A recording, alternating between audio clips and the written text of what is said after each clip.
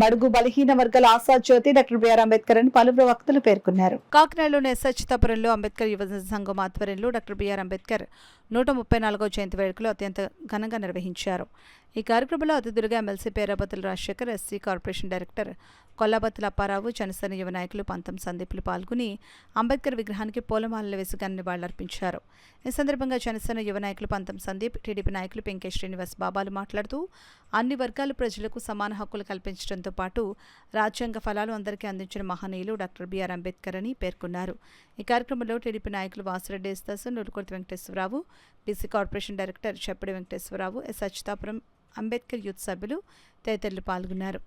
స్థానికంగా మనం ఎస్హెచ్తాపురం ప్రాంతంలో స్థానిక కూటమి నాయకులు ఏర్పాటు చేసినటువంటి అంబేద్కర్ జయంతి సంబరాల్లో పాల్గొనడం జరుగుతుందండి.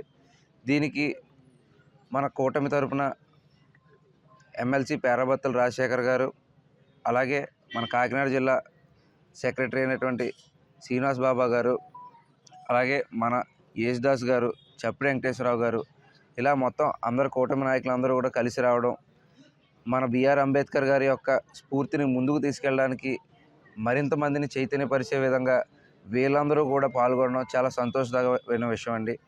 అంబేద్కర్ గారు కేవలం విద్య మాత్రమే కాకుండా వెనకబడిన వర్గాలకి రాజ్యాధికారం కూడా ఉండాలనే దిశగా వారందరినీ కూడా ప్రోత్సహించి మున్ముందుకు సాగేలా చేశారండి.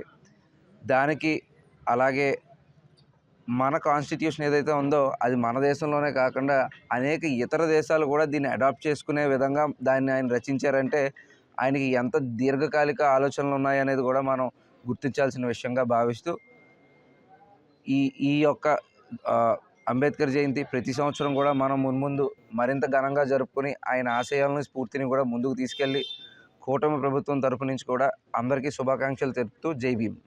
నాయకులందరికీ కూడా నమస్కారాలు తెలియజేస్తూ ఈరోజు అంబేద్కర్ ఆశయాలు నెరవేరినాయి, ఖచ్చితంగా ఇంకా నెరవేరవలసినవి ఉన్నాయి.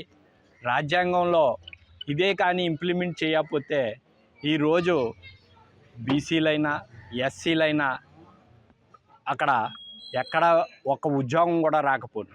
ఆయన దయ వల్లనే విద్య ముందుకెళ్ళింది, అందరికీ ఉద్యోగాలు రావటం. ఈరోజు ఎస్సీలు ఐఏఎస్ ఐపీఎస్లు అవుతున్నారంటే ఆయన పెట్టిన భిక్ష అని నేను తెలియజేస్తున్నాను. అదేవిధంగా ఎప్పుడైతే విద్యావంతులు అయ్యారో అప్పుడు అందరూ అన్టచబిలిటీ పోయింది. లేకపోతే ఇక్కడే ఉండాలి, మా గుమ్మం దాటకూడదు, మా నీళ్లు తాకూడదు అన్న పూర్వంలోంచి ఇవన్నీ రావడానికి విద్యే, ఆయన కూడా అంత ఎదగడానికి విద్యే. దీన్ని బట్టి మనకు అర్థమైంది ఏంటంటే మన పిల్లల్ని ఎంత బాగా చదివిస్తే అంత బాగా వ్యవస్థ బాగుపడుతుంది. అందుకని ఈయన స్ఫూర్తిగా మనం విద్యని నేర్పించి అందరం ముందుకెళ్ళాలని తెలియజేస్తూ ఈ అవకాశం ఇచ్చిన అందరికీ ధన్యవాదాలు.